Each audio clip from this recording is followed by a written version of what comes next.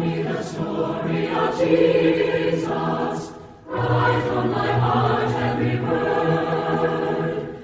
Tell me the story most precious, sweetest that ever was heard. Love in that story so tender, clearer than ever I see. Say, let me read while you whisper, love in the ransom for me. Tell me the story most precious, sweetest that ever was heard.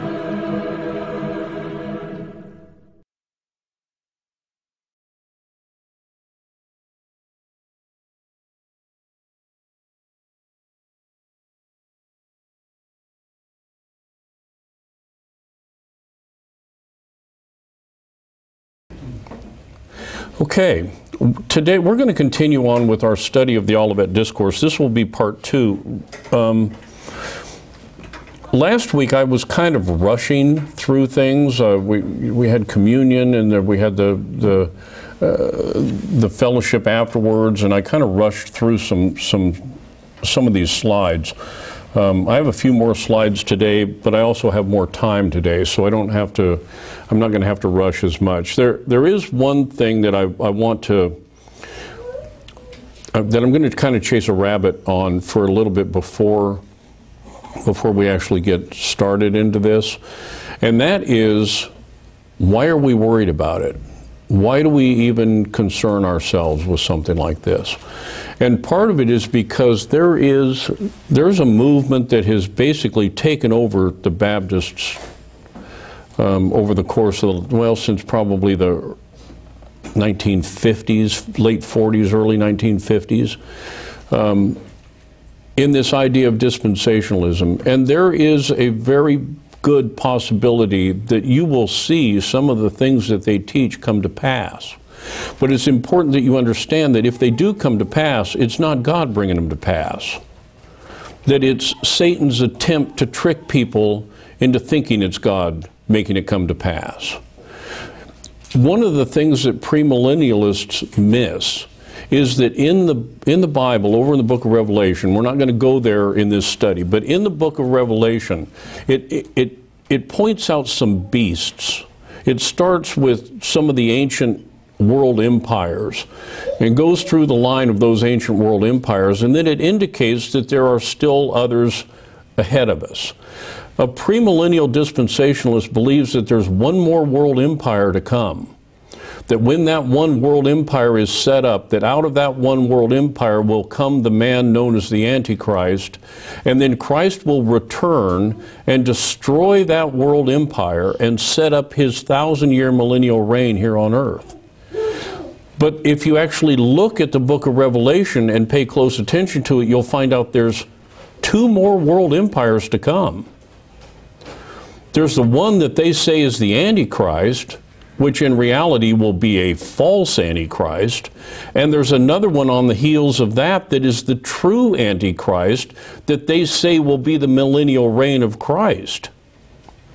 And so it's important that we do understand a little bit about what they teach so that we know where their errors are, so that if you start to see certain things happen, like a temple being rebuilt and some of the things that they talk about actually appearing like they're coming to pass, that you know that that's not. Don't be running to Jerusalem and bowing down to this stuff, because my intent is to show you the error of that by going through some of the errors that they teach in the Olivet Discourse. This is the easiest way to prove to you that they're wrong. Now, I want you to remember something.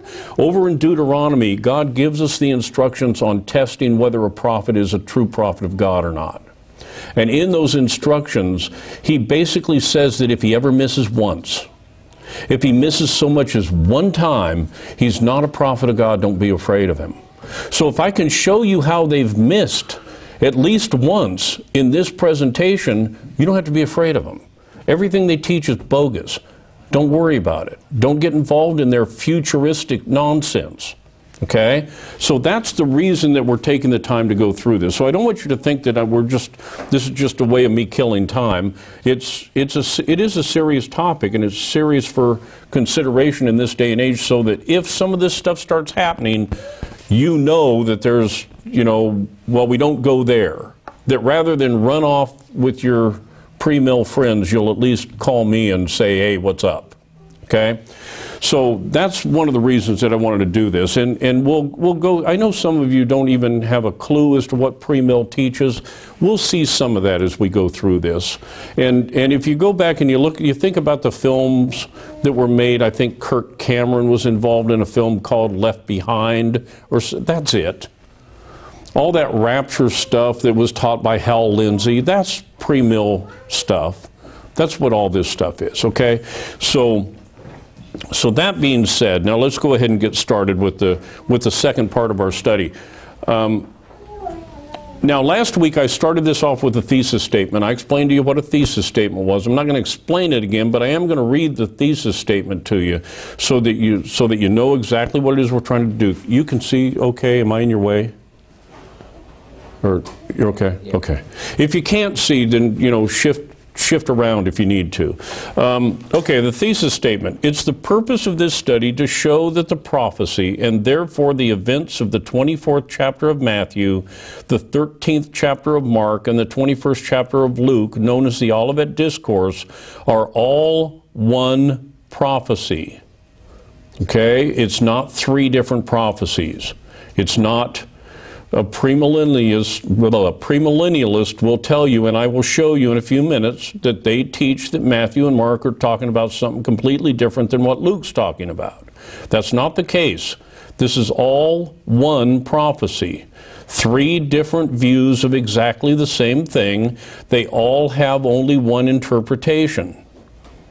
So what you read in Matthew goes hand in hand with what you read in Mark, which goes hand in hand with what you read in Luke. Okay? Remember that God commands at least 2 or 3 witnesses for everything.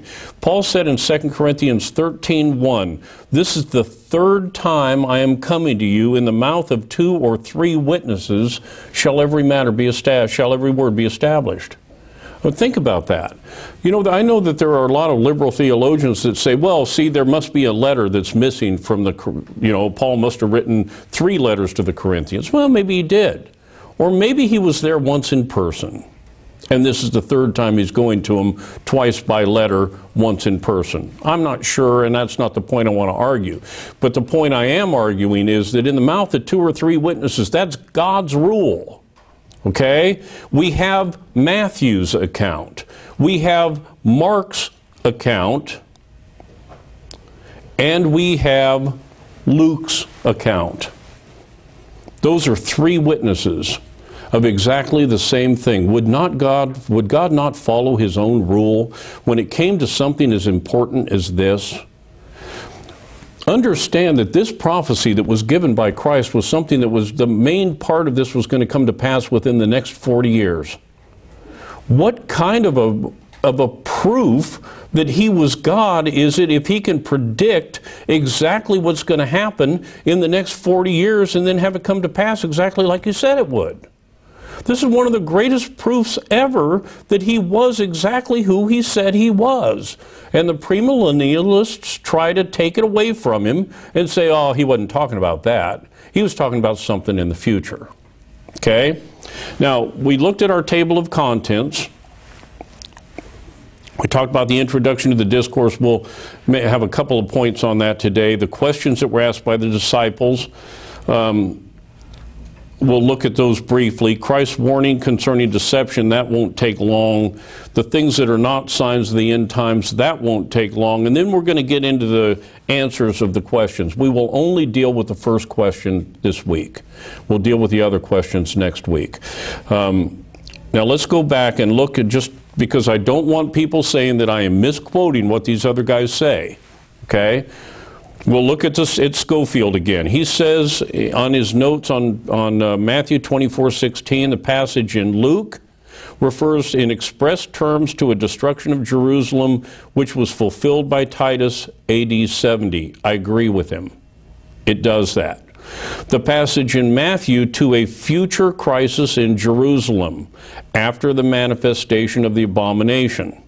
We're going to deal with what that is today. As the circumstances in both cases will be similar, and we defined similar last week, so are the warnings. In the former case, Jerusalem was destroyed. In the latter, it will be delivered by divine interposition. So remember, he's saying that in Luke, Jerusalem would be destroyed. In Matthew, it will be delivered. He doesn't mention Mark here, but in another note, he says that Matthew and Mark are talking about the same thing. So, okay, Luke, destruction. Matthew, deliverance. Our conclusion is that we should look for language that's different, shouldn't we? If in Matthew's prophecy the city is going to be delivered, then shouldn't it say that in Matthew? Shouldn't it say that in Mark? Isn't that the language we should be looking for? If Schofield and the others believe that the city will be delivered at that time, then wouldn't the prophecy indicate that if it's a different prophecy from Luke? That's my number one question on this. It seems to me that it would be. Okay? So remember, we should be looking for this difference in language. Now, let's look at the passages. Matthew 24:2, Mark 13:3, and Luke 21:6. They all end saying pretty much the same thing. Matthew says, and Jesus said unto them, See ye not all these things?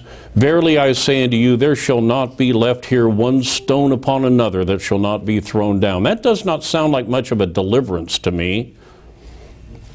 Luke says, and Jesus answering said unto him, Seest thou these great buildings?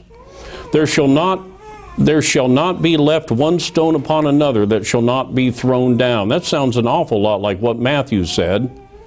And then we have Luke.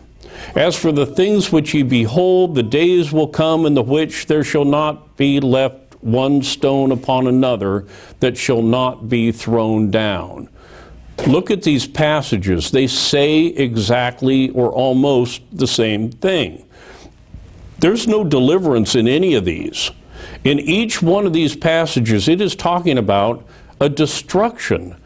No deliverance. Does anyone see a deliverance in Matthew and Mark? I don't. I see the same thing in Matthew and Mark that I saw in Luke. There shall not be left one stone upon another that shall not be thrown down. Now, I want to go to an area here and talk about somebody, and this guy right here, Flavius Josephus. That's a picture of Flavius Josephus. Nice beard, don't you think? This is not Flavius Josephus, but this is Josephus. That was my comic relief moment. Ben, if you're watching, it was just for a laugh. Okay? Flavius Josephus. Now, this is from the foreword out of his works. He was a historian. The latter part of his life, he was a Roman historian.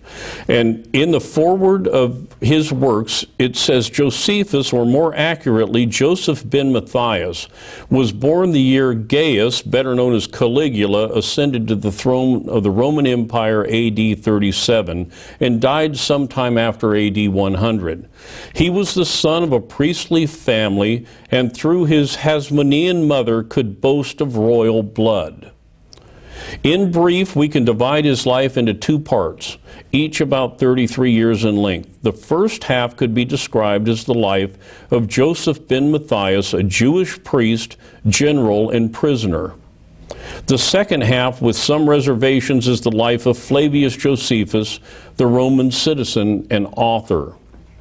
In all fairness, we must add that even the Roman Josephus was a Jew, and was doubtless writing to honor his fellow countrymen and to defend Judaism. He never regained the confidence of his own people, however, and even down to modern time has been looked upon as a renegade. This is extremely important to understand. Josephus was a Jew. He was not a Christian. He did not believe in Christ. He did not like Christ. He thought Christ was a devil, just like all the other Jews did. Now, the reason that that's important to understand is because he wrote about some events that happened during the first century. He clearly was not writing to try to color things in such a way as to make Christ look like God. He was just writing history, what actually happened. You see, if he was a Christian, you might say, well, he was biased and he tainted his history to try to make it look more Christian. He wasn't Christian. There was nothing Christian about Flavius Josephus. He was a Jew.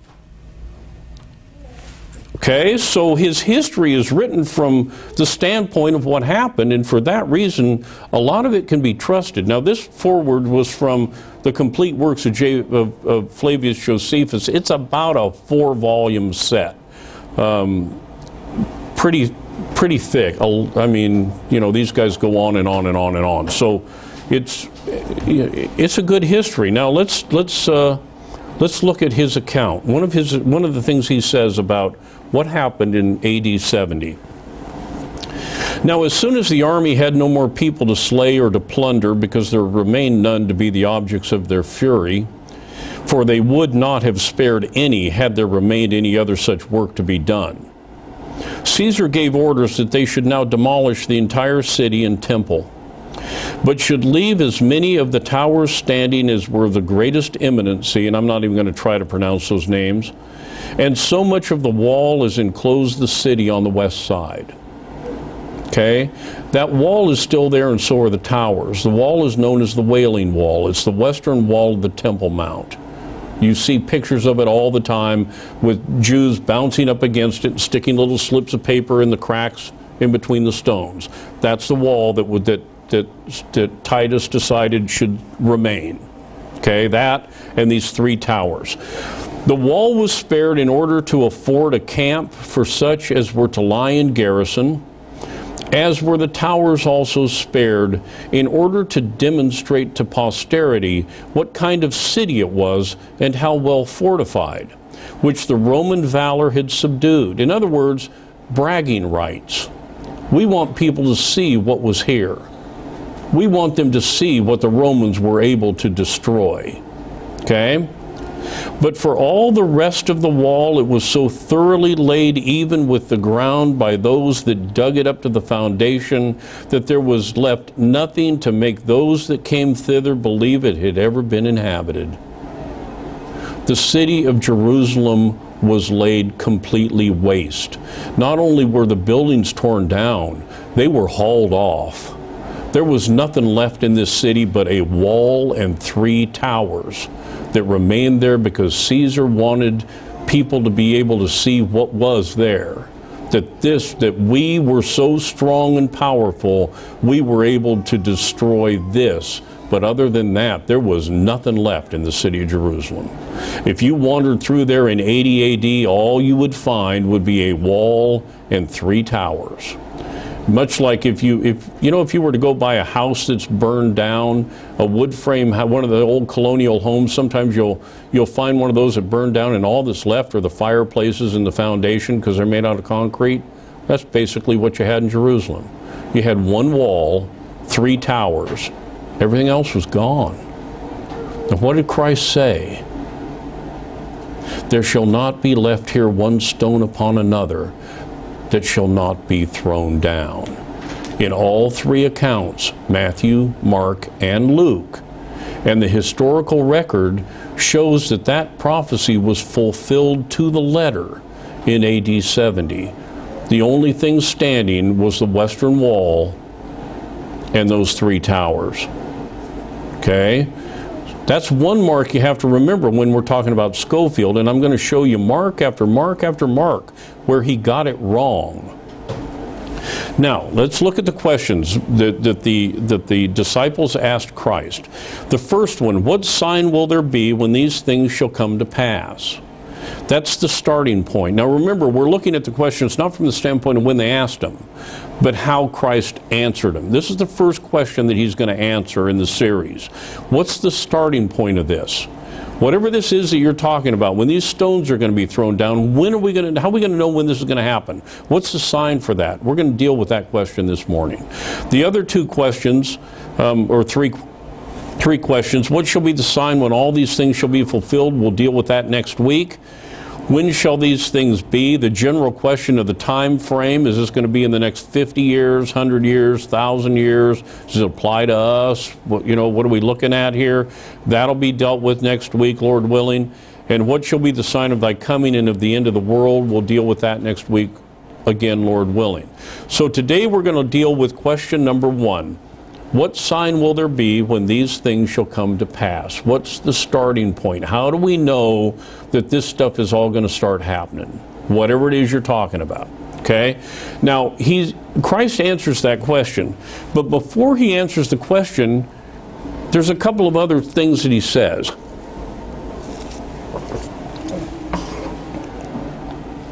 And these are warnings concerning deception. The very first thing that Christ says is, beware of deception. Interesting, isn't it? That one of the prophecies that he made that has been used to deceive so many people is the very one that he started to warn people of deception about. This Matthew prophecy is the one that the premill dispensationalists hang their hat on. And Christ says right here in Matthew 24, verses 4 and 5, and Jesus answered and said unto them, take heed that no man deceive you. For many shall come in my name, saying, I am Christ, and shall deceive many. Let's look at Mark. And Jesus answering them, began to say, take heed, lest any man deceive you. For many shall come in my name, saying, I am Christ, and shall deceive many. It sounds a lot the same, doesn't it? Luke. And he said, take heed that ye be not deceived. For many shall come in my name, saying, I am Christ, and the time draweth near. Go ye not therefore after them.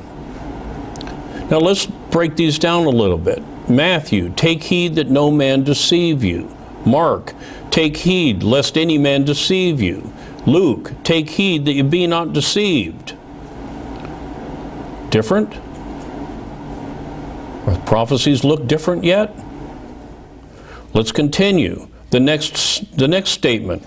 For Matthew, for many shall come in my name. Mark, for many shall come in my name. Luke, for many shall come in my name. Sounds pretty exact to me. The next part. Matthew, saying, I am Christ. Mark, saying, I am Christ. Luke, saying, I am Christ. Different? Different prophecies? Looks like kind of the same, doesn't it? Now, there is a difference. In Matthew, it says, and shall deceive many. In Mark, it says, and shall deceive many. In Luke, it says, and the time draweth near. Do you suppose that maybe the deception involved here could be the time drawing near? People claiming that the time's drawing near? Is that possible? Now, something that I covered briefly last week that I want to cover again, because we're going to cover it twice today, because this is something you really need to see and understand. Matthew, I said this last week, was widely circulated in Jerusalem and Judea prior to AD 70. People knew about this prophecy. It was written in 37 AD. Matthew was a Jew, right? It was widely circulated in Judea. Like Matthew, Mark was widely circulated in Jerusalem and Judea prior to AD 70. Okay? Luke was a traveling companion of the Apostle Paul. Paul didn't spend a lot of time in Jerusalem and Judea. He spent most of his time up in Asia with the churches in Corinth and Galatia and Ephesus. That's all up in the Turkey, what we would now call Turkey or Greece. His time was spent up there, and Luke was traveling with him. As a result, Luke's gospel wasn't widely circulated in Jerusalem and Judea. Okay? Luke was in a position to give information that would clarify obscure passages without giving the information to those for whom it was not intended. Hey, just hang on to that thought. As we go through this passage, understand that Luke is the commentary on Matthew and Mark relative to this discourse. Luke's gospel wasn't widely circulated in Jerusalem. Look, Christ had taught his disciples some signs as to when to get out of town because God was going to punish the Jews. Do you think maybe the Jews that God wanted to punish weren't supposed to know what the signs were? Do you think maybe God put that into some sort of a code that those that were intended to know it could know it and those that weren't intended to know it wouldn't? We're going to see that's the case as we continue. So remember that when you look at the differences in Luke, it's not that Luke's gospel is written to talk about something completely different. Luke's gospel was written to explain those obscure passages in Matthew and Mark. Okay? So now let's look at it again. Take heed, Matthew, take heed that no man deceive you, for many shall come in my name, saying, I am Christ. Now this is another point we need to understand. Notice it doesn't say that they are Christ. They are not saying that they are Christ. This is not talking about people that are claiming to be Christ. This is talking about people that come and claim that Jesus is in fact Christ. There will be people that will stand up and claim that Jesus is Christ, but they are deceivers. That's what these passages are actually saying. Look at Mark. And Jesus answering them began to say, take heed, lest any man deceive you, for many shall come in my name, saying, I am Christ, and shall deceive many. And Luke, take heed that ye be not deceived, for many shall come in my name, saying, I am Christ, and the time draweth near. Now, I want to look at this from a couple of perspectives, because this is, while this was actually fulfilled, it's still a sign of things that are going to continue on all the way down through time. We're always going to run into these guys that are going to claim that the time's drawing near. Now, it happened then. It also happens now. And we're going to continue to see it. Notice, this is not a sign. This is just a warning concerning this deception that will continue throughout the age. It's something you have to keep your eyes on. This is the historical account of what happened in Jerusalem in and around 70 A.D. A false prophet was the occasion of these people's destruction, who had made a public proclamation in the city that very day that God commanded them to get upon the temple and that they should receive miraculous signs of deliverance. Now there was then a great number of false prophets suborned by the tyrants to impose upon the people, who denounced this to them, that they should wait for deliverance from God.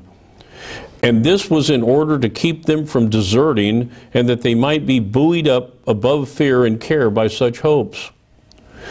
Now a man that is in adversity does easily comply with such promises.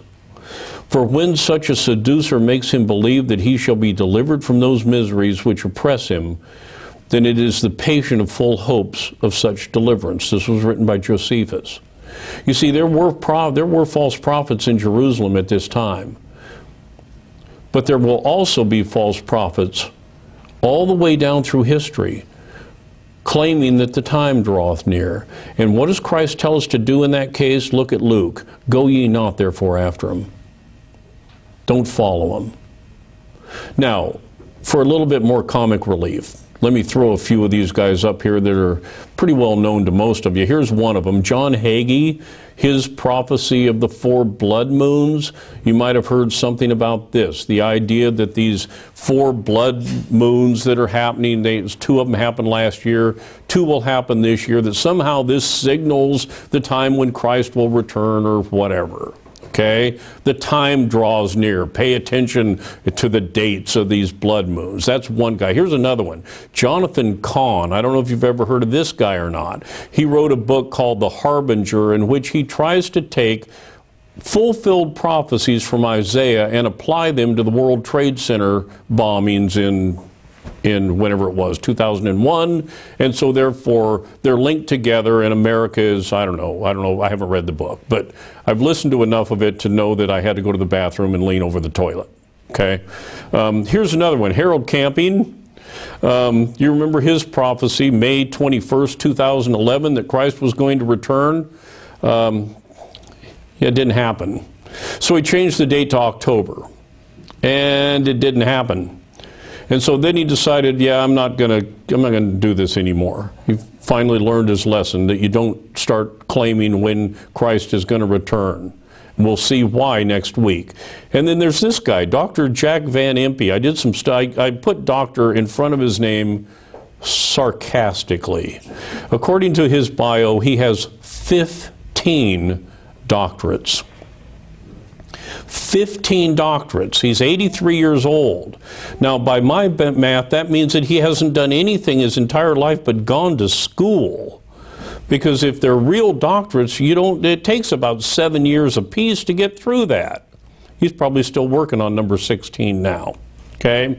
That proves the point that Paul wrote in Timothy, ever learning and never able to come to a knowledge of the truth. Does it not? If you got 15 doctorates and you still can't figure it out. Okay, so now we're back to our warnings.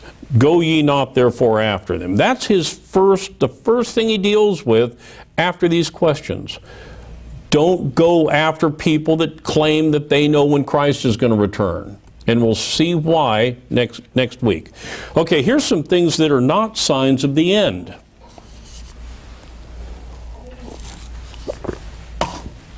The first one is found in Matthew 24:6. And ye shall hear of wars and rumors of wars. See that ye be not troubled, for these things must come to pass, but the end is not yet.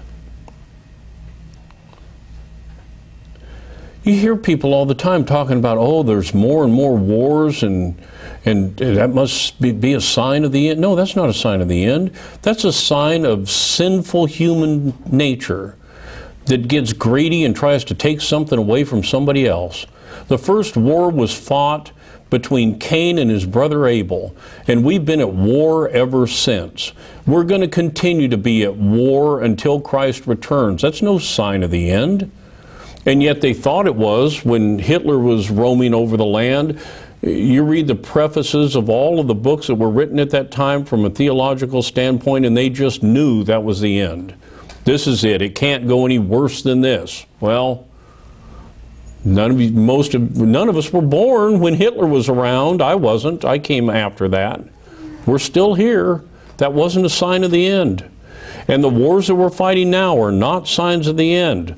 Look at Mark. And when you shall hear of wars and rumors of wars, be ye not troubled, for such things must needs be, but the end shall not be yet.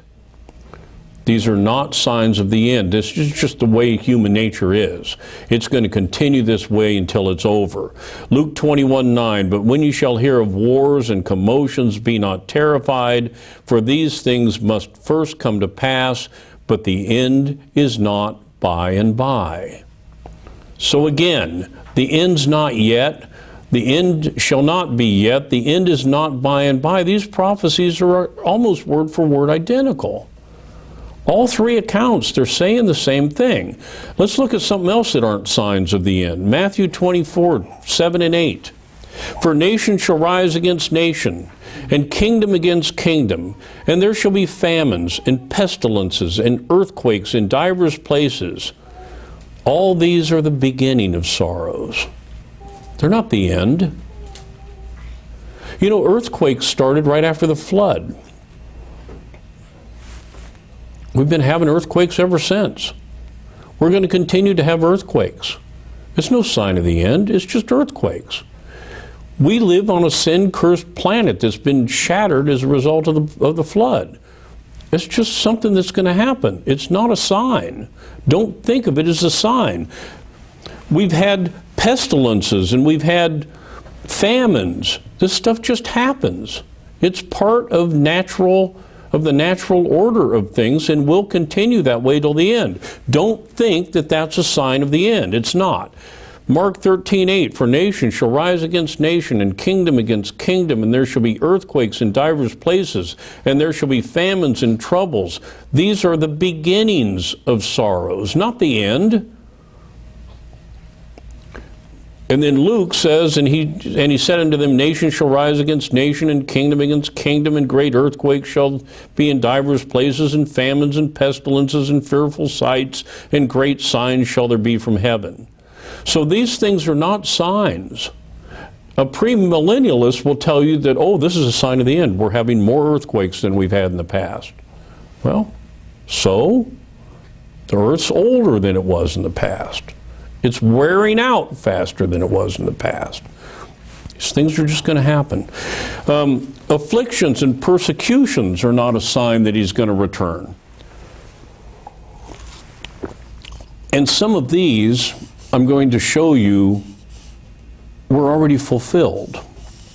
When we get to this topic, I want you to see that we're talking about things that have been fulfilled for centuries. Okay? The first, Matthew 24:9. Then shall they deliver you up to be afflicted, and shall kill you, and you shall be hated of all nations for my name's sake. Now let's see who it was he was talking to. Mark 13:3 says, and as he sat upon the Mount of Olives over against the temple, Peter and James and John and Andrew asked him privately. These are the people that he was talking to when he said they shall deliver you up to be afflicted. Right? Those are the four that he was talking to. In Acts chapter 12, verses 1 through 3, it says, now about that time Herod the king stretched forth his hands to vex certain of the church. And he killed James, that's one of them, the brother of John, that's another one, with the sword. And because he saw that it pleased the Jews, he proceeded further to take Peter, that's another one also. There's three of the four that he was talking to talked about in this one verse. Were they not afflicted? Tradition says that Peter was nailed to a cross and hung upside down during the reign of Nero, that Andrew was crucified on a cross shaped like an X, which is where we get, well, the Florida state flag. If you look at the Florida state flag, it is made up of a white background with a red St. Andrew's cross with the seal of Florida in the middle. If you look at the Scottish flag, known as the St. Andrew's flag, it's a blue background with a white St. Andrew's cross, which looks like an X. It's called the St. Andrew's cross because tradition tells us he was crucified on an X-shaped cross rather than a T type of a cross. Okay? All four of these. Now, John was the only one that wasn't murdered. He was exiled to an island, but he was afflicted and persecuted. This happened to all of them. This happened to these people. Some of these things far worse than what we have ever gone through. We haven't had to go through this stuff. Look at Mark. But take heed to yourselves, for they shall deliver you up to councils, and in the synagogues you shall be beaten. Let me ask you a question. In the synagogues you shall be beaten? When was the last time you heard of a Christian being beaten in a synagogue? Maybe in a mosque, but I haven't heard of anyone being beaten in a synagogue in a very, very long time. And ye shall be brought before rulers and kings for my name's sake. Now I want you to look at this part about in the synagogues. 2 Corinthians chapter 11, verse 24. This is the Apostle Paul speaking. He said, of the Jews 5 times received I 40 stripes, save one. Thrice was I beaten with rods, once was I stoned, thrice I suffered shipwreck, a night and a day have I been in the deep. You see, he suffered those things. Those first century apostles and disciples suffered these very things that Christ was talking about. And he goes on to say, and you shall be brought before rulers and kings for my name's sake. Acts chapter 26, verses 1 through 2. This is the Apostle Paul speaking. Then Agrippa said unto Paul, thou art permitted to speak for thyself. Then Paul stretched forth the hand and answered for himself, I think myself happy King Agrippa, because I shall answer for myself this day before thee, touching all things whereof I am accused of the Jews. You see, the Apostle Paul was brought before rulers and kings for the sake of the gospel of Christ. These things happened to these people. Luke 21:12 through 13, but before all these shall they lay their hands on you and persecute you, delivering you up to the synagogues and into prisons, being brought before kings and rulers for my name's sake, and it shall turn to you for a testimony. And all you have to do is read the book of Acts, and you will find every one of these things being fulfilled in the book of Acts by those first century disciples. Every single one of them. This is something that was, could it apply to us in the future? Yeah, I suppose it could. But this was something that was directly related to those people that sat there and talked to him at the time. And it was fulfilled. So you see, these afflictions and persecutions, they're not a sign of Christ's imminent return. Not at all. Something that goes on. Now, let's get to question number 1, and I'm going to ask if... Can you pour me some more water?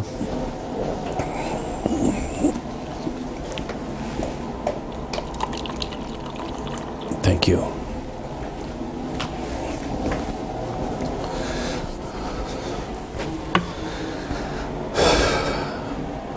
I feel like a bone up here today. I'm dry. Okay, question number 1. What sign will there be when these things shall come to pass? What's our starting point? And the answer to the question is the abomination of desolation. That's the answer.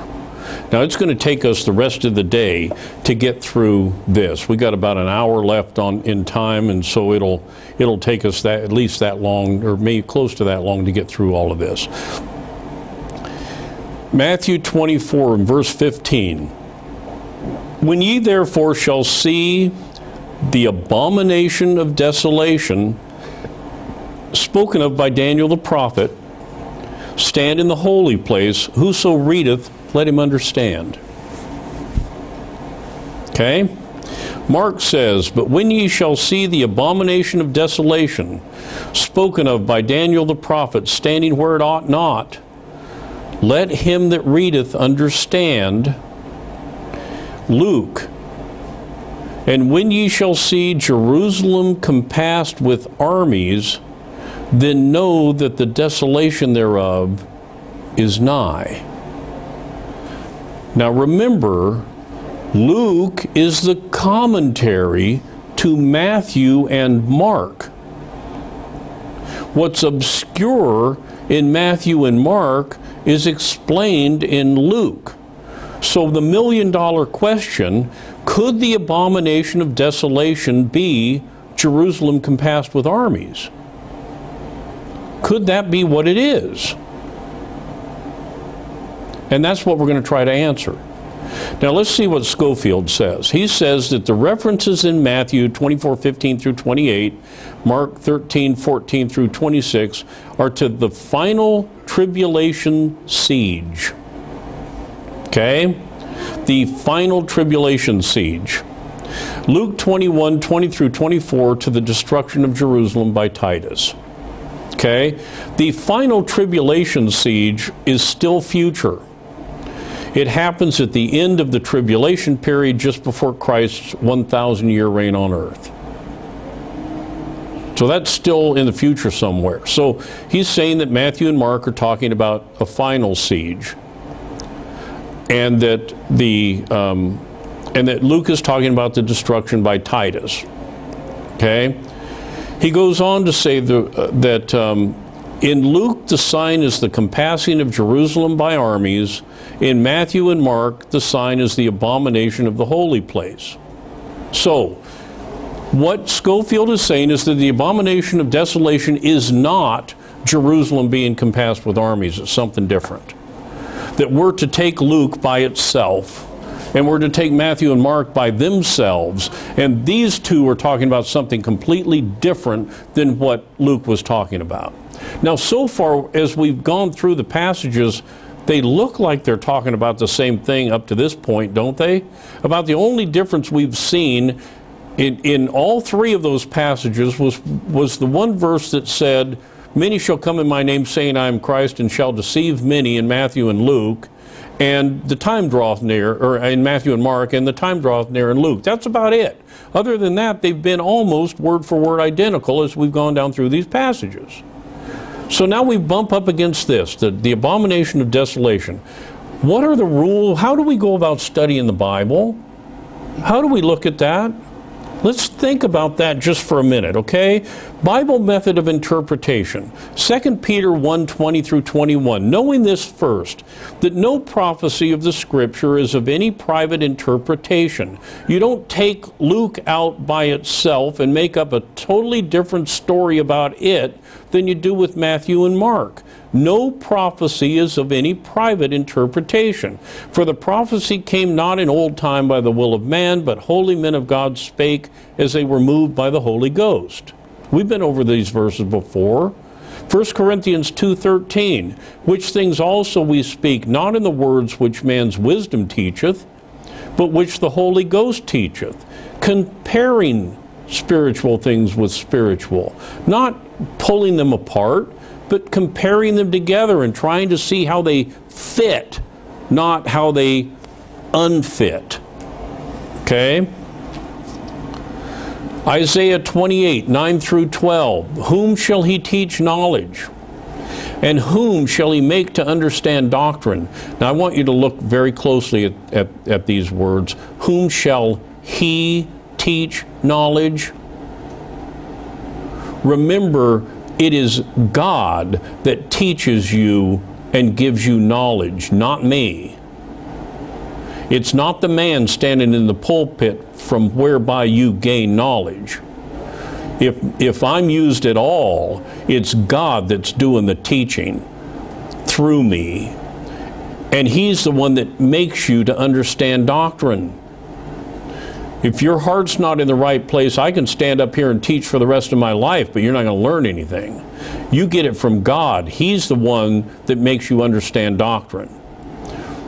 And if people like Schofield and others had considered that, they may not have come up with the ideas they did. Whom shall he teach knowledge, and whom shall he make to understand doctrine? Them that are weaned from the milk and drawn from the breast. That sounds like a baby, doesn't it? Sounds like a child of God. That's who gets this. For precept must be upon precept, precept upon precept, line upon line, line upon line, here a little and there a little. Matthew and Mark have a little, and Luke has a little, and you put them together and you end up with the sense of what he's trying to say. For with stammering lips and another tongue will he speak to this people, to whom he said, this is the rest wherewith you may cause the weary to rest, and this is the refreshing, yet they would not hear. But the word of the Lord was unto them precept upon precept, precept upon precept, line upon line, line upon line, here a little and there a little, that they might go and fall backward and be broken and snared and taken.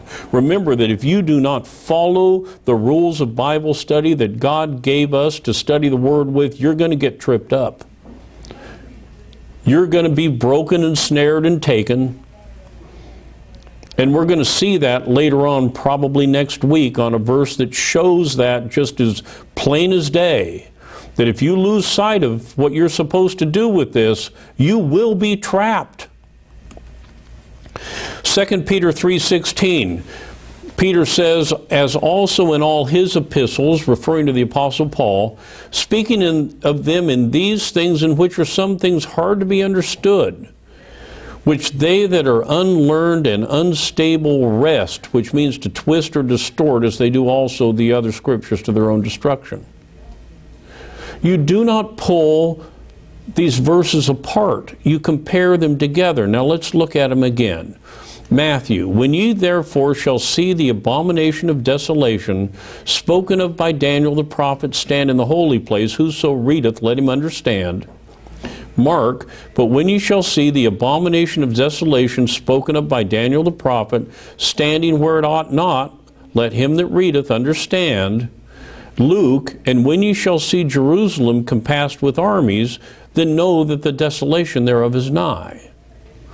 Again, remember, Matthew and Mark were common, they were known well in Jerusalem and Judea.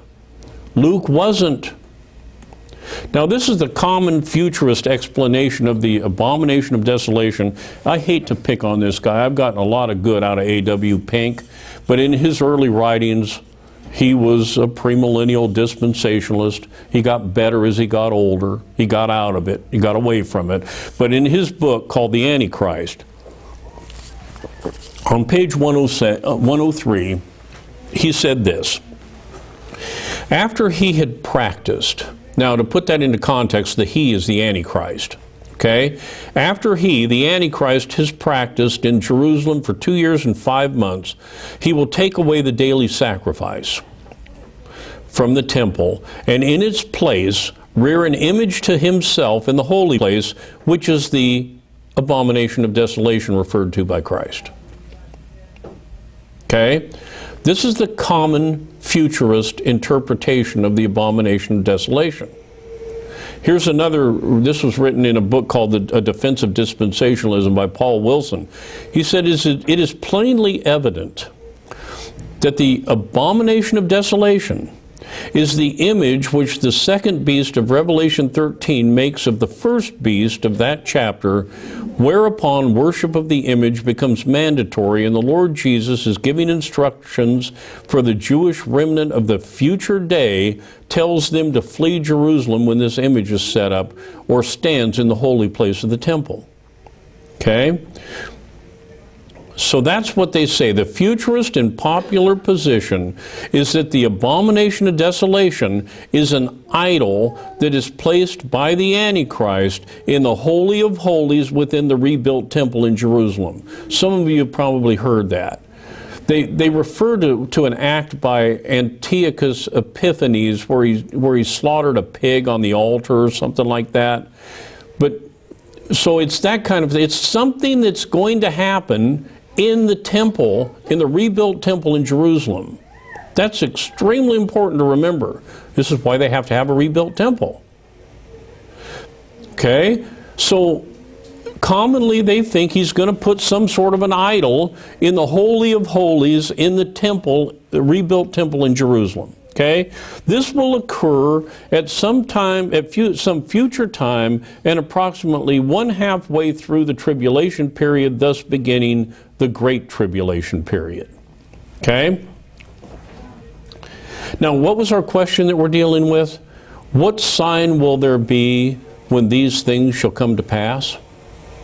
What's the sign? That's our question, right? And the answer was the abomination of desolation.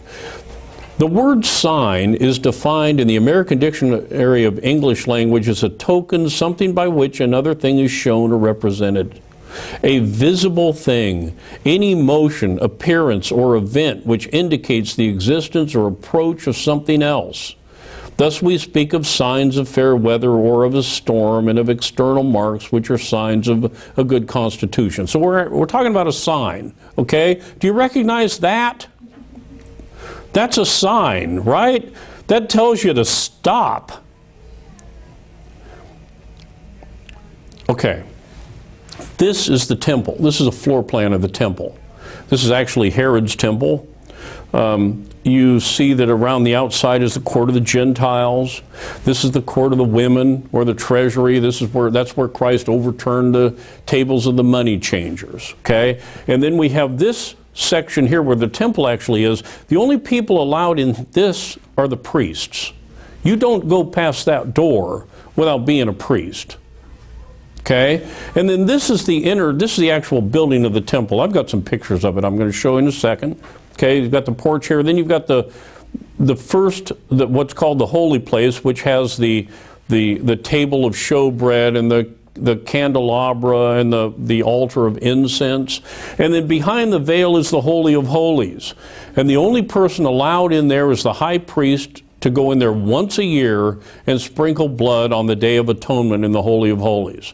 That's where the Ark of the Covenant was actually at in the original temple. Okay, there's the floor plan of that's a general floor plan of the temple. This is a mock-up of what the temple looked like. Can you see that? I know it's probably kind of hard to see, but that's a mock-up. So you see the walls around it? See all the walls around it and the gold doors going into it? And this would be the court of the women, and that past that wall is where the priests are allowed. Okay, so that's a mock-up of the temple on the Temple Mount at the time of Herod. Now this is a view from like the Mount of Olives.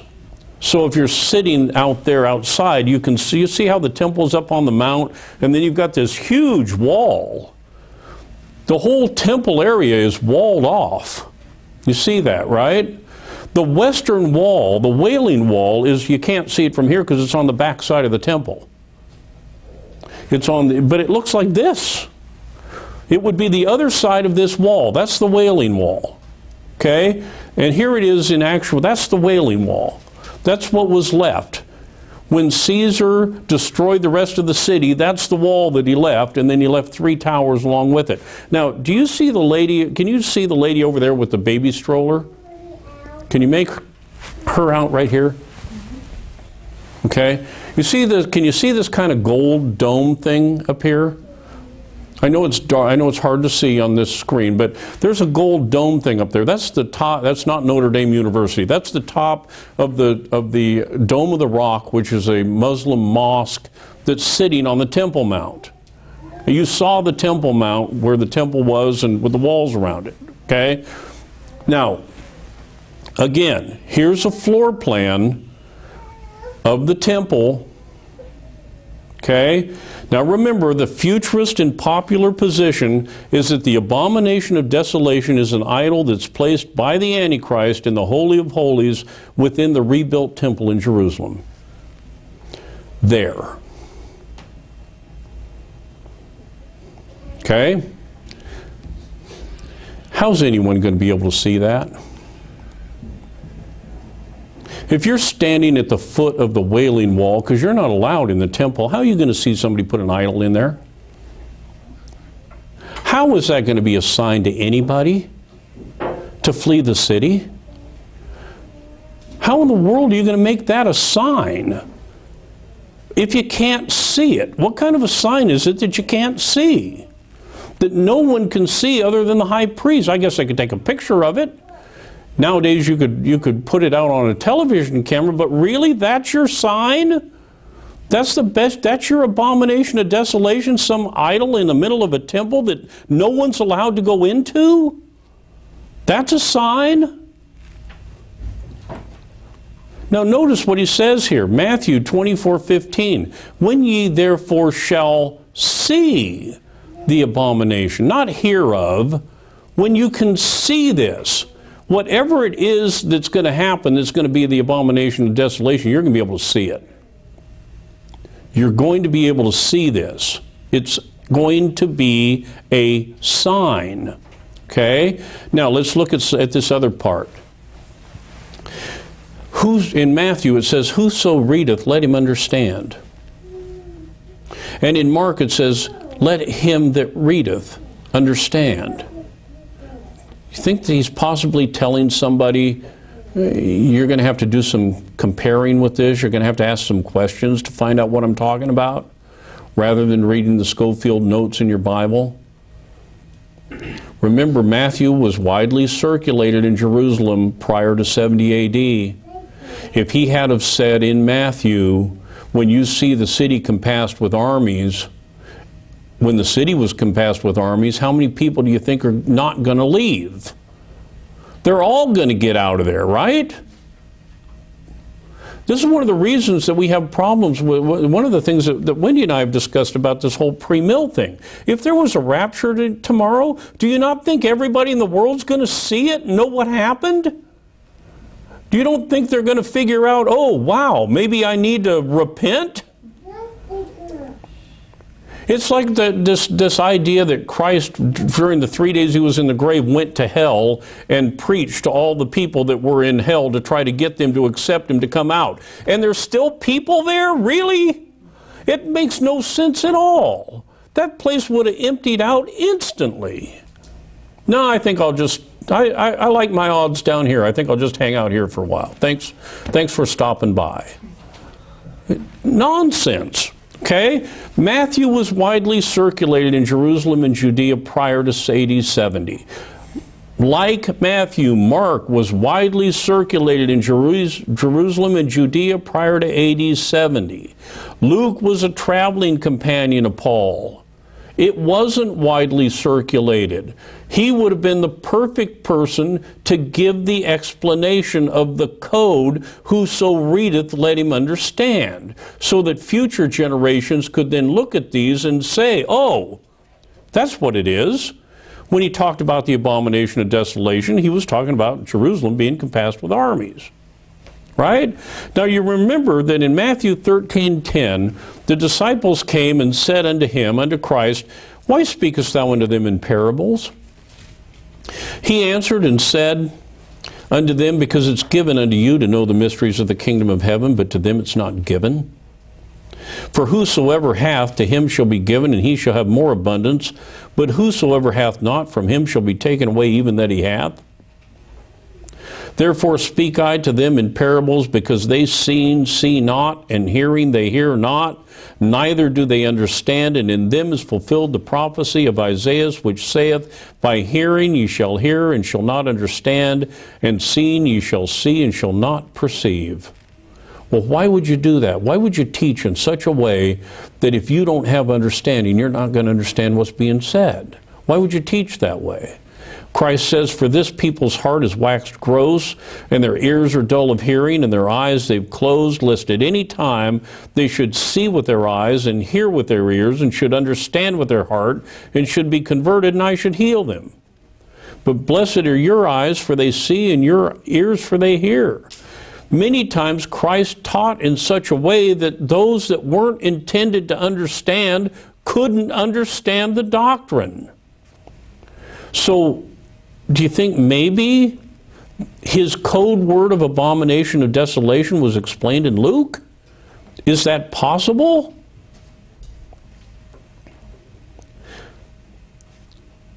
And again, we look at Matthew, Mark, and Luke, where they were circulated, and Luke explains what Matthew and Mark wrote in obscure language. So we have to compare passage with passage. Now, let's look at the historical account again. We'll go back to Josephus. And this happened on November AD 66. That will be in our November. November didn't exist then, but our November AD 66.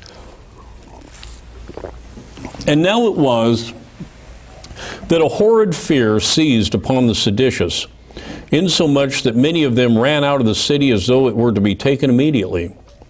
But the people upon this took courage, and where the wicked part of the city gave ground, thither did they come, in order to set open the gates and to admit Cestius as their benefactor, who, had he but continued the siege a little longer, had certainly taken the city. But it was, I suppose, owing to the aversion God already had at the city and the sanctuary, that he was hindered from putting an end to the war that very day. November 66, Cestius comes with the Roman army and circles the city of Jerusalem, and could have taken the city right there on the spot. There was no reason that he didn't just go ahead and finish it off right then. It then happened that Cestius was not conscious either how the besieged despaired of success, or how courageous the people were for him, and so he recalled his soldiers from the place, and by despairing of any expectation of taking it without having received any disgrace, he retired from the city without any reason in the world. Look at that.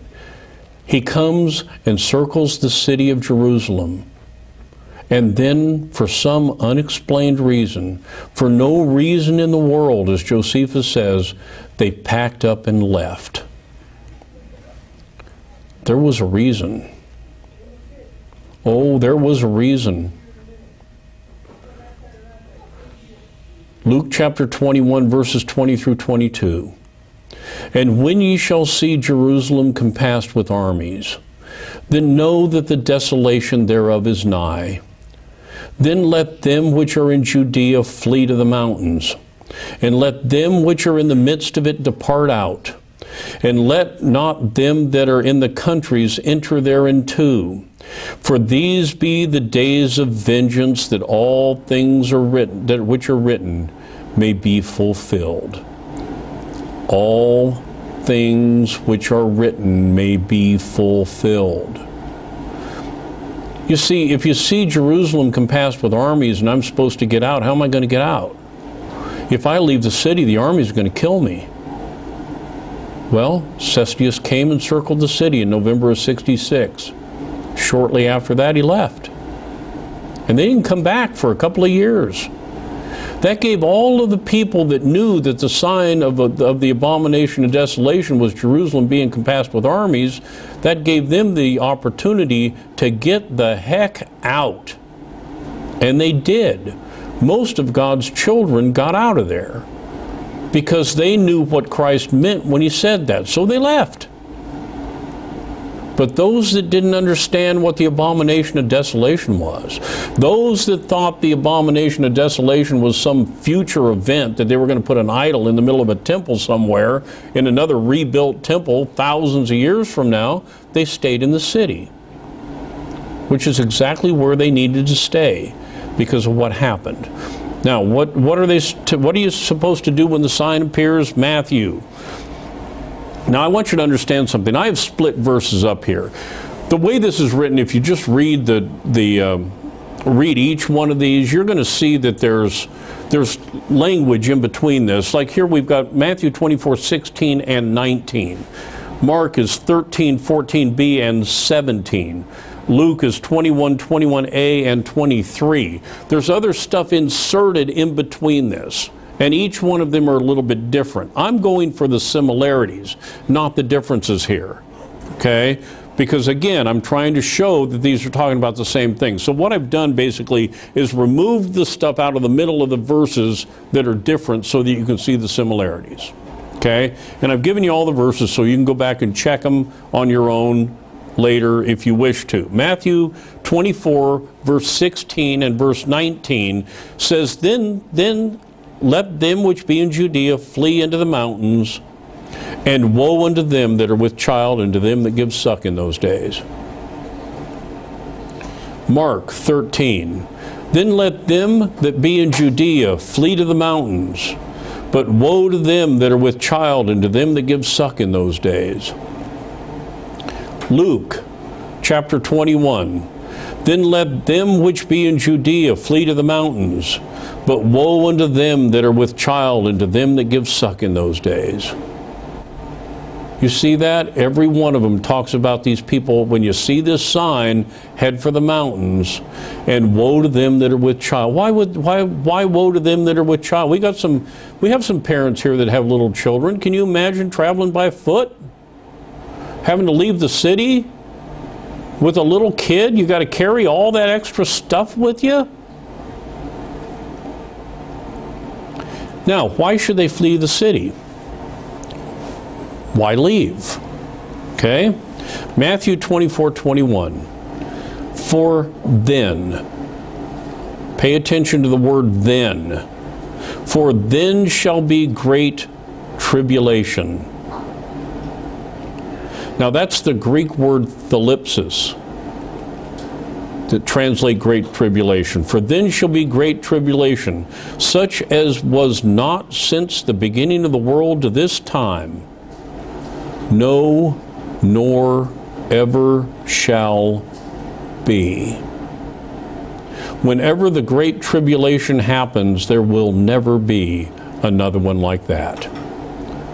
This is it. There will be tribulation. We will go through tribulation. But if the great tribulation is still future, it'll be the worst thing that's ever happened. But if it's already past, there will never be another one like it. And it's my intent to prove that it's already past. Now that doesn't mean that we're going to skate through life, but we're not going through another one of those. Okay? Mark 13:9, for in those days shall be affliction. Now notice he says in those days, not future, those days shall be affliction. Again, the Greek word thalipsis is translated affliction here. Same thing that's translated great tribulation over in Matthew. Such as was not from the beginning of the world, of the creation which God created unto this time, neither shall be. There's only going to be one of these. Luke 21, for there shall be great distress in the land and wrath upon this people. Which people do you suppose that is?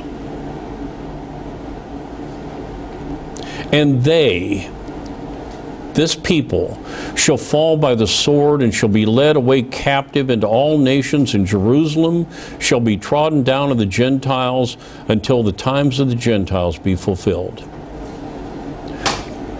Okay?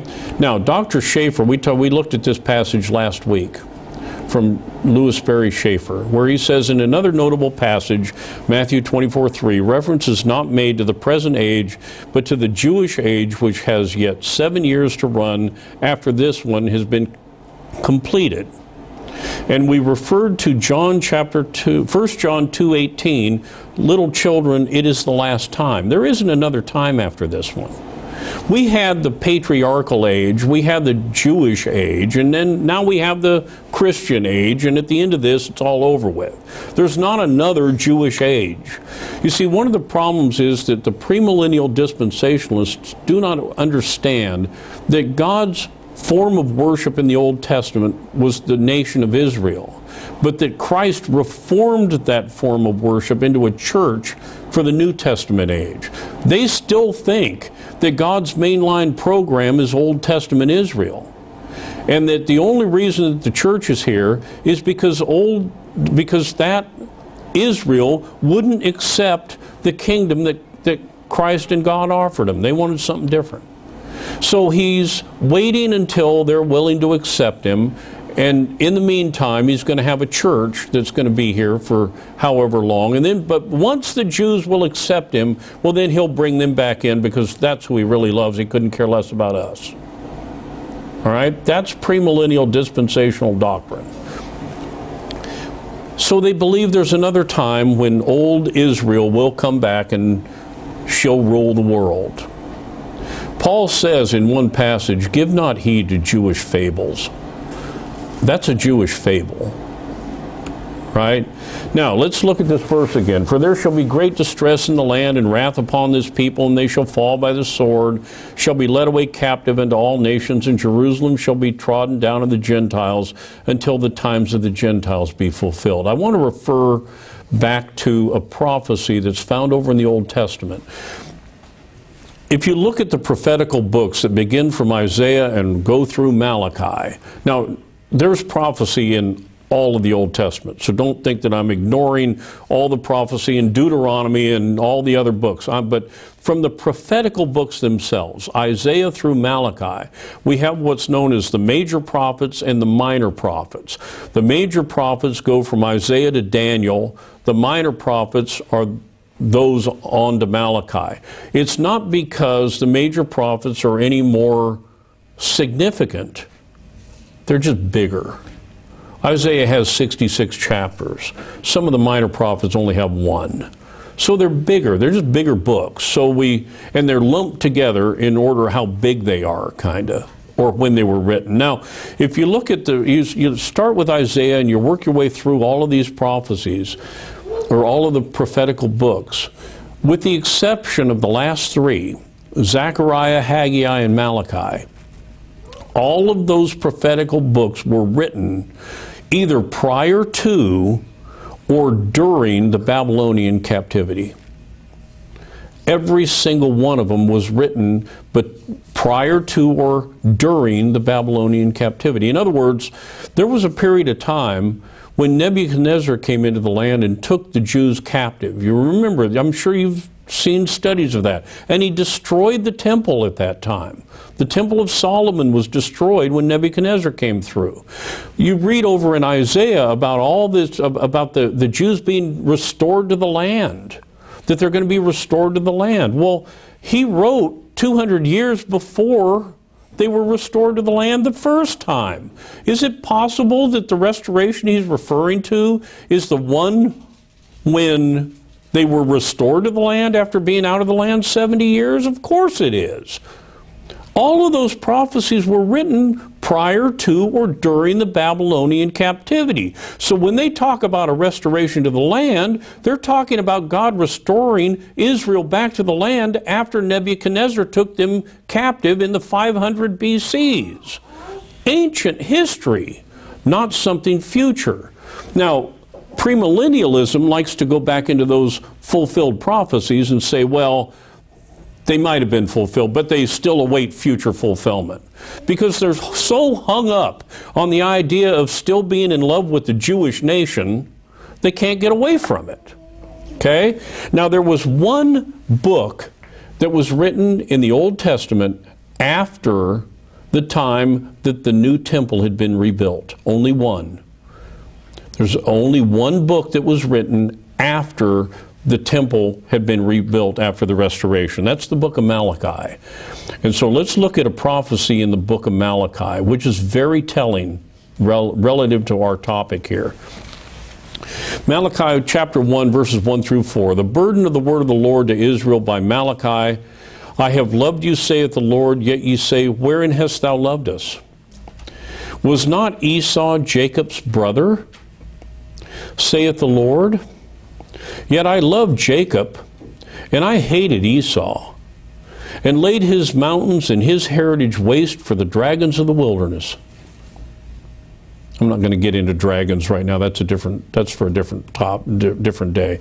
Whereas Edom saith, now this is important because I'm going to prove to you in a minute that Edom is Esau. Okay? Whereas Edom saith, we are impoverished, but we will return and build the desolate places. Thus saith the Lord of hosts, they shall build, but I will throw down, and they shall call them the border of wickedness, and the people against whom the Lord hath indignation forever.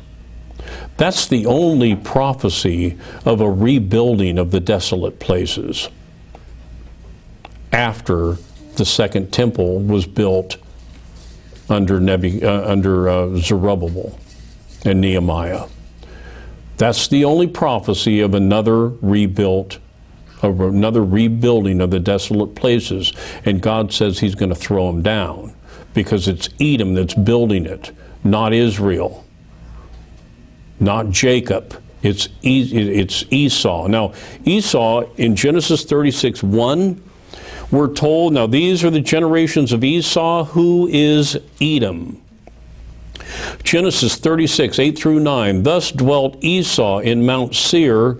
Esau is Edom, and these are the generations of Esau, the father of the Edomites. Genesis 36:19, these are the sons of Esau, who is Edom, and these are their dukes. Now, if you were in the room for our Bible studies that we had on Romans 9 through 11, I went into great detail to show you at that time that Esau represents the non-elect and Jacob represents the elect. In Romans 9:13, as it is written, Jacob have I loved, but Esau have I hated. Right? Jacob is representative of elect. Esau is representative of non-elect. Esau is Edom. The vast majority of those in Jerusalem and Israel today that call themselves Jews are actually non-elect Edomites. The Zionists are atheists. They are not God's Israel. They are not God's Jews. They are Edomites. Now let's look again. Luke 21:23, for there shall be great distress in the land and wrath upon this people, and they shall fall by the sword and shall be led away captive unto all nations, and Jerusalem shall be trodden down of the Gentiles until the times of the Gentiles be fulfilled.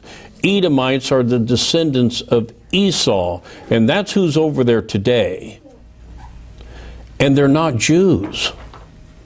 Edomites are not Jews, they're Gentiles. So Jerusalem is still trodden down of the Gentiles. Those aren't God's Jews over there. God's Jews are sitting in this room. Those are Edomites in Israel. They are not Jews. So Israel is still trodden down of the Gentiles. And you know, another interesting thing, if you go back and look at Schofield and Schaeffer and all these guys that were so good at being able to predict what was going to happen, you know, none of them saw Israel going back into the land in 47 AD. They never saw that. They completely missed that. They expected that to come about when the tribulation started after the rapture. Well, why didn't they see that happening? Because it was not God doing it. That was a political movement. Now, let's look at a historical account of the Great Tribulation period so that you understand what these people went through in 70 AD. Remember, there will not be another one like it. Josephus says, "It is therefore impossible to go distinctly over every instance of these men's iniquity. I shall therefore speak my mind here at once briefly. That neither did any other city ever suffer such miseries, nor did any age ever breed a generation more fruitful in wickedness than this was from the beginning of the world." What did Christ say? "For then shall be great tribulation, such as was not since the beginning of the world to this time, no, nor shall ever be." You're starting to see a parallel between the historical record and the prophecies of Christ. Here's some more on this historical account. "Thus did the miseries of Jerusalem grow worse and worse every day, and the seditions were still more irritated by the calamities they were under, even while the famine preyed upon themselves after it had preyed upon the people.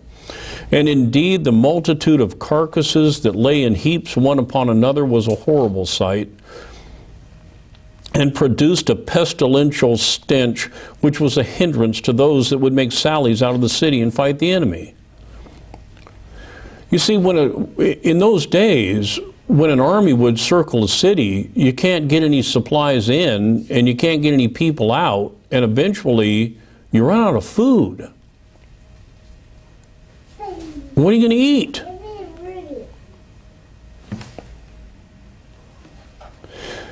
But as those were to go in battle array, who had been already used to 10,000 murders and must tread upon those dead bodies as they marched along, so were not they terrified, nor did they pity men as they marched over them, nor did they deem this affront offered to the deceased to be any ill omen to themselves. But as they had their right hands already polluted with the murders of their own countrymen, and in that condition ran out to fight with foreigners, they seemed to me to have cast a reproach upon God himself, as if he were too slow in punishing them." They went mad. What did we see in Luke? "For there shall be great distress in the land, and wrath upon this people, and they shall fall by the sword, and shall be led away captive unto all nations. The days of vengeance." We see this in Matthew 24, "And except those days should be shortened, there should no flesh be saved. But for the elect's sake, those days should be shortened." And in Mark, "Except that the Lord had shortened those days, no flesh should be saved. But for the elect's sake, whom he hath chosen, he hath shortened the days." You see, there were still some of God's children in that place. Luke 21:8, "And when these things," notice the word "begin to come to pass." Well, when did they begin to come to pass? Well, when Cestius circled the city. "Then look up and lift up your heads, for your redemption draweth nigh." Now, I'm going to get into some historical talking here, and I'm actually glad that some of the people aren't here this morning, because I don't know that they would like to hear some of these things. And there's one account that I'm not even going to read. I'm simply going to state what happened because we're getting close to the lunch hour. Okay? Now, of those that perished by famine in the city, the number was prodigious, and the miseries they underwent were unspeakable. For if so much as the shadow of any kind of food did anywhere appear, a war was commenced presently, and the dearest friends fell a-fighting with one another about it, snatching from each other the most miserable supports of life. Nor would men believe that those who were dying had no food. But the robbers would search them when they were expiring, lest anyone should have concealed food in their bosoms and counterfeited dying. Nay, these robbers gaped for want and ran about, stumbling and staggering along like mad dogs and reeling against the doors of the houses like drunken men. They would also, in the great distress they were in, rush into the very same houses 2 or 3 times in one and the same day. Moreover, their hunger was so intolerable that it obliged them to chew everything, while they gathered such things as the most sordid animals would not touch, and endured to eat them. Nor did they at length abstain from girdles and shoes, and the very leather which belonged to their shields they pulled off and gnawed. The very wisps of old hay became food to some. And some gathered up fibers and sold a very small weight of them for 4 attic. But why should I describe the shameless impudence that the famine brought on men in their eating inanimate things, while I am going to relate a matter of fact, the like to which no history relates, either among the Greeks or barbarians? It is horrible to speak of, and incredible when heard. I had indeed willingly omitted this calamity of ours, that I might not seem to deliver what is so portentous to posterity, but that I have innumerable witnesses to it in my own age, and besides my country would have little reason to thank me for suppressing the miseries that she underwent at this time. He then goes in to relay the story of how a mother killed, roasted, and ate her son. This was great tribulation. We've never seen anything like this since. This was absolutely horrible. People starving to death in this city, and then they just pile the bodies up and keep fighting. The days of vengeance. Now you ask the question, why? Why would this happen? In Matthew chapter 23, the chapter just before Matthew chapter 24, we have Christ entering the city of Jerusalem. And he has this to say in verses 34 through 38. Wherefore, behold, I send unto you prophets and wise men and scribes, and some of them ye shall kill and crucify, and some of them ye shall scourge in your synagogues and persecute them from city to city, that upon you, who's he talking about? The people living in Jerusalem at that time as he's walking into the city. Upon you may come all the righteous blood shed upon the earth, from the blood of righteous Abel unto the blood of Zacharias, son of Barachias, whom you slew between the temple and the altar. Verily I say unto you, all these things shall come upon this generation. O Jerusalem, Jerusalem, thou that killest the prophets and stonest them which are sent unto thee, how often would I have gathered thy children together, even as a hen gathereth her chicks under her wings, and ye would not? Behold, your house is left unto you desolate. Now, we've gone longer than I intended to go, and I've still got quite a ways to go to finish today. So I'm going to take a break right here. We'll pick up here again next week, okay, and continue on. Understand that, and as we're going to see, this was the time that God had decided that Jerusalem and the nation of Israel were to come to an end.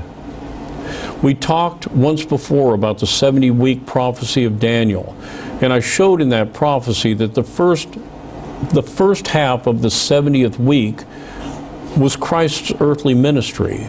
And then there was about a 40-year probationary period between Christ's ministry and the destruction of Jerusalem. There was a time during this first century where there were two people on earth that both claimed to worship God, the God of heaven, the Jews in Jerusalem and the Christians. The Christians had all the signs and the wonders. The Jews didn't. And finally, it was time to do away with the Jewish economy. And that's what we're going to look at next week. That was the Great Tribulation. When they went through that period, that was the Great Tribulation, and I'm going to further show that next week as we continue with this study.